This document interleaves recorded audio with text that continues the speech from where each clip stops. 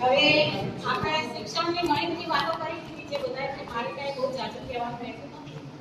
મારા હસબન્ડે પણ કહી દીધું કે ભાઈ જે પણ મારી જરૂરિયાત હશે કે મારી જરૂર ઊભી થશે ત્યાં હું ઊભો રહીશ. એવી રીતે દાદાએ પણ કહ્યું છે, આ દાદાએ પણ કહ્યું છે.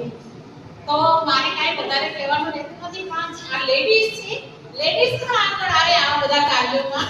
અને આ જે આપણા બધા વડીલો બેઠા છે એમને પણ રિક્વેસ્ટ કરીશ કે તમે જે કાર્ય કરો છો, શિક્ષણનું કાર્ય કરો છો, એમાં લેડીઝ છે એને પણ ઇન્વોલ્વ કરો અને એમને પણ સાથે રાખો તો એ લોકોનો પણ વિકાસ થશે.